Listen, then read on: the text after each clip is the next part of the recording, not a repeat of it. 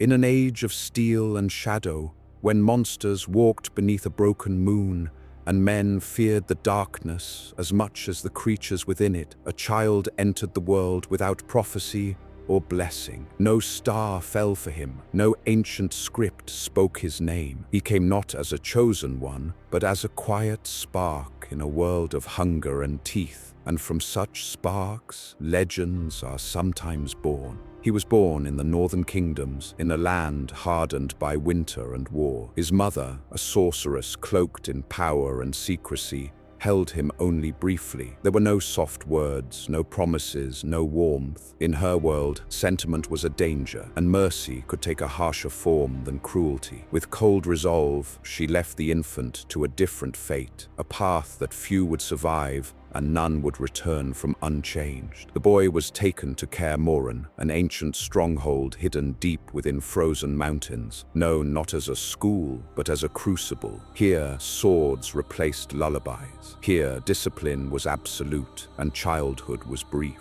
And here, beneath ancient stone and winter wind, fragile boys were carved into hunters, sharpened not for glory, but for necessity. His name would fade into silence before it ever had the chance to take root. Pain, cold, and relentless training would shape what destiny had left untouched. No one there saw a hero, no one whispered of fate, only another child delivered to the wolves. Yet history remembers him, for in that fortress of steel and winter, an abandoned boy would begin a journey to become the blade between mankind and the darkness that stalks it. And so begins the tale of Geralt of Rivia, not born a legend, but forged into one.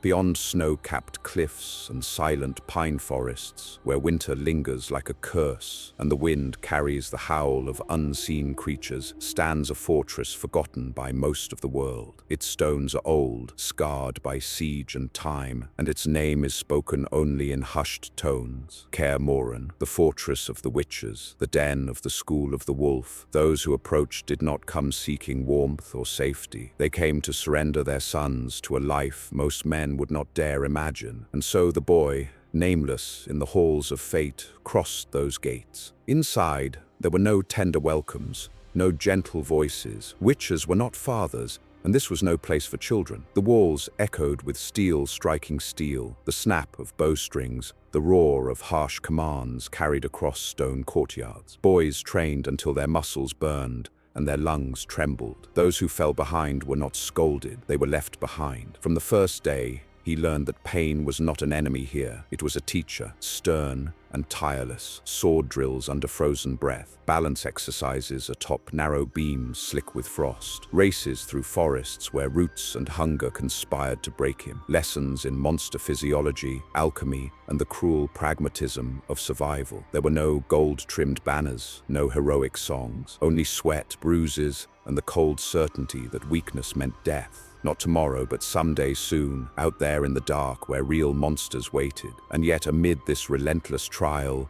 one figure stood apart, Vesemir, not a gentle guardian, nor a comforting presence, but a mentor forged by years few could fathom. His voice was gravel and winter wind, his lessons sharp as the blades he carried. He did not promise greatness, he offered only truth. Survive the day, learn, endure. Tomorrow is never promised. Through exhaustion and hunger, the boy listened, and slowly he learned. He learned how to move without sound, how to strike with purpose rather than anger, how to fall, how to rise, how to stand his ground when everything around him pushed him to break. Once, during winter drills, another boy collapsed beside him, breath shattered, eyes clouded with fear. Geralt did not speak. Words meant little here, but for a brief moment he paused, offering the simplest act companionship could take in that place. He waited. When the boy finally rose again, unsteady but alive, Geralt turned away and continued. It was a small thing, unnoticed by teachers and swallowed by the snow. Yet in that fleeting, silent moment, the world had not turned him to stone, not yet. No one told him he was remarkable. No whispered destiny waited for him in the corners of the keep. But his eyes, cold, steady,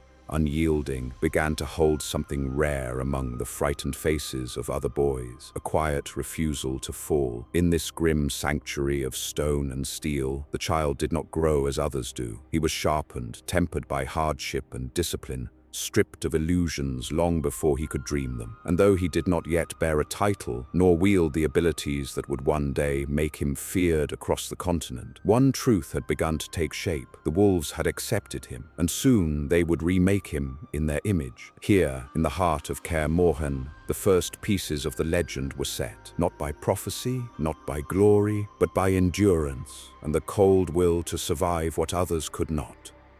There comes a moment at Kaer Morhen when training, hardship, and bruised childhood end, a threshold that no sword drill can prepare a boy for. The witches call it the trial of the grasses. Others, in whispers far from these frozen walls, call it what it truly is, a gamble with death. Only a fraction of those brought to Kaer Morhen ever lived long enough to face this trial, and of those who did, many never rose again. The boy did not enter as a warrior. He entered as a child with trembling breath, escorted not by comfort, but by silence. There were no good lucks, no reassurances. In the halls of the wolf, such words meant nothing. He lay upon a cold stone slab, leather straps coiled around his limbs. Above him, flickering lanterns cast long, trembling shadows, as if the light itself feared what was to come. Bitter fumes filled the air, alchemical mixtures brewed from herbs gathered at the world's edge, venom milked from monsters unseen by ordinary eyes, potions whispered about in frightened tavern corners. And then the mutagens flowed,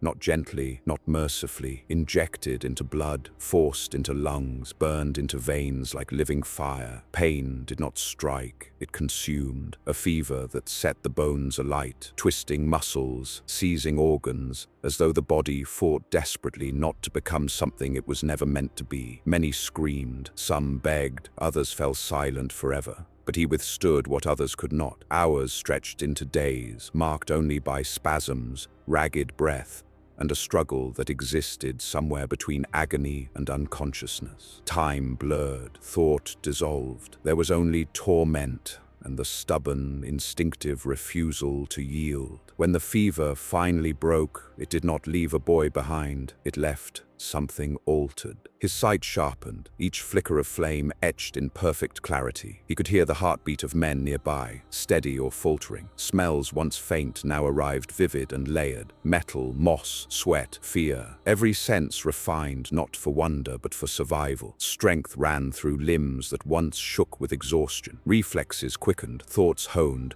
emotions blunted, not erased but contained, buried beneath discipline and instinct. His hair, once ordinary, had turned pale, a stark white mark of the experiment that nearly claimed him. He rose not as a boy, nor as a student, but as a witcher in the making. The wolves of Kaer Morhen watched him stand, unsteady yet unbroken, and they did not cheer. Here, survival was not triumph. It was simply the next step. The trial had taken much from him, childhood, warmth, the softness of fear, but in return, it gave him what few in any kingdom possessed: the power to face nightmares, the will to outlast them, and the quiet knowledge that death had reached for him and missed. In that cold chamber, a truth settled upon him like snow on steel. He was no longer shaped by fate, he was forged by it. Winter faded, and with it, the last remnants of boyhood that clung like frost to his spirit. What rose in its place was not innocence, nor comfort, but purpose shaped in steel and silence. He had survived the trial, he had endured the forging. Now,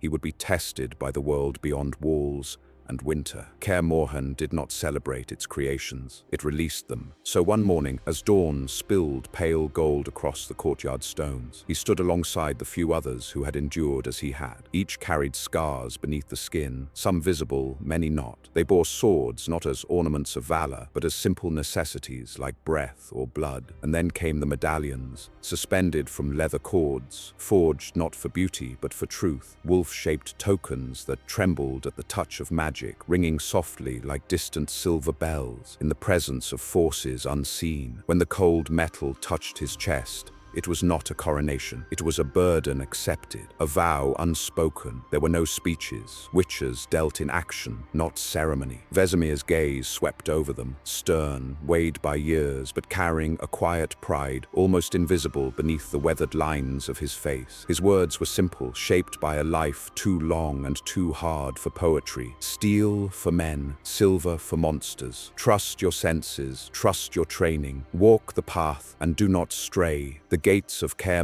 opened, revealing a world vast and indifferent. No banners awaited them, no crowds gathered, only forests stretching toward distant mountains, and roads winding like scars through kingdoms, trembling under their own ambitions. He stepped forward. Outside those walls, rumors traveled faster than truth. To common folk, witches were half myths, mutants, blade-born specters who walked between mankind and the beasts that hunted it. Some welcomed them, others cursed them, most feared them, and he learned quickly. Steel protected the body, but coin fed the journey. Contracts for monsters, griffins, drowners, wraiths, beasts twisted by curses or born of the world's oldest nightmares became his lifeblood. In cursed halls once ruled by kings, he even faced a Striga, a princess twisted into a nightmare by her own bloodline, a reminder that not all monsters are born in shadow. Some are forged by the sins of men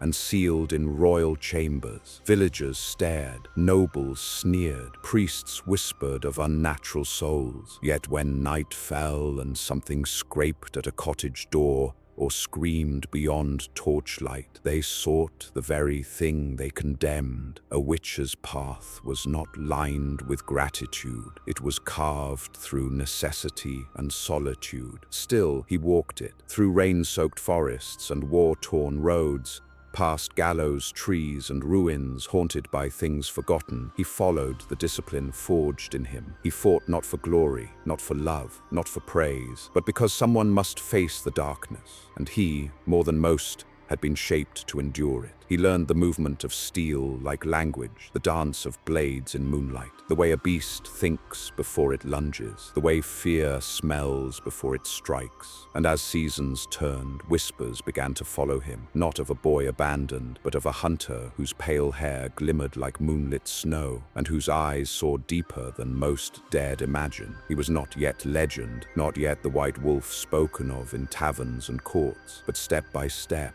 contract by contract, a name began to form in the world's murmurs, and the path, harsh as it was, became not just his burden but his calling, a life chosen not by fate but by survival and quiet, unyielding will. The path led him through many lands, valleys drowned in mist, cities choked with intrigue, villages clinging to hope like fragile embers against the dark. He did what witches do. He hunted what others feared, and he walked alone. But destiny does not knock loudly. It whispers first, and its voice found him on an ordinary day, amid a contract like countless others. No prophecy, no omen, just steel, drawn in defense of a life he did not know and had no reason to cherish. A man cornered by death begged the Witcher for aid. Geralt answered not out of sentiment but duty. The blade flashed, swift, precise, unanswerable, and fate shifted in a breath. When the danger passed and the man rose trembling,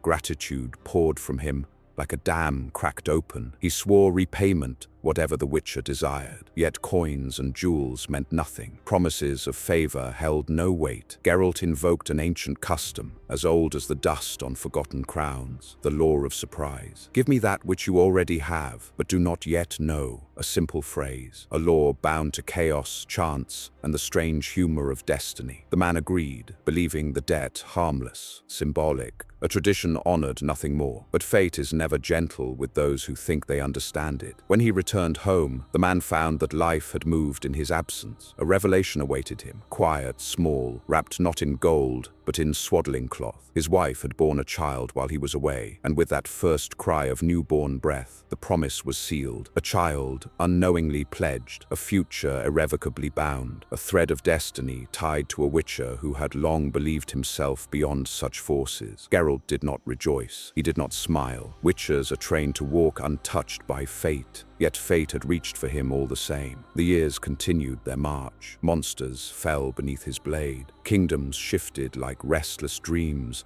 and the world darkened with looming tempests. And through it all, one truth lingered like prophecy spoken through wind and steel, the child promised by chance. This daughter of destiny would one day cross his path again, not as a burden, not as a prize, but as something far rarer in a life forged by cold necessity. A reason, Ciri, a name yet to take root in his heart, yet destined to shape it more deeply than any sword or sorcery ever could. In a life marked by solitude and steel, a single bond, unexpected, unasked for, began to form in the silent spaces between destiny and choice. And though he did not seek it and did not yet understand it, the world had begun to weave a story greater than the blade in his hand. Geralt of Rivia, the lone wolf, soon would learn that even those forged for darkness cannot escape the pull of one small, brilliant light.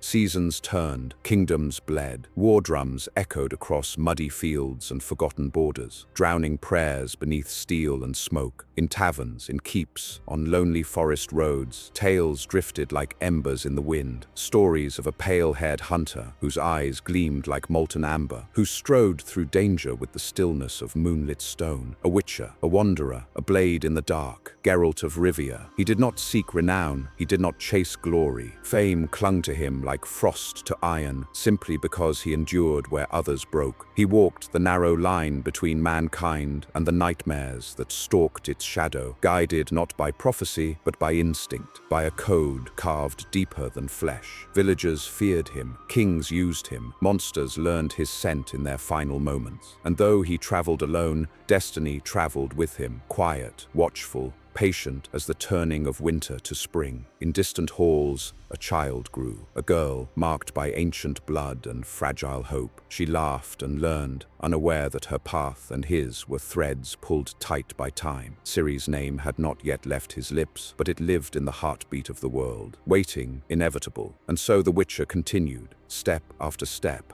sword after sword, along a road where mercy was rare and survival was its own victory. Through broken villages, haunted ruins, and cities where corruption wore silk instead of claws, he remained constant, unyielding, sharp, and impossibly human beneath the scars time could not erase. Not a monster, not a hero, something forged in the space between. The White Wolf, a legend not born of divine will, but hammered from abandonment, discipline, and quiet defiance, a weapon shaped by winter and tempered by the fire of choice. And though the darkness of the world pressed ever closer, though old forces stirred, and ancient prophecies whispered of storms yet to come, he moved forward, not because fate demanded it, but because someone must stand between flame and shadow. Soon he would meet the child promised by the Law of Surprise. Soon the lonely path would no longer be walked alone. Soon the tale of Geralt of Rivia would become entwined with a girl whose spark would challenge destiny itself. But that is another story, and when it begins, the world will remember not the boy abandoned at a fortress gate, but the white wolf who rose from the cold to become its guardian. For legends are not chosen, they are built, one scar at a time. And so the tale of the white wolf begins, not in triumph, but in hardship, not in prophecy, but in survival. A child abandoned, a student forged in winter, a warrior tempered by pain and purpose. From the silent stones of Kaer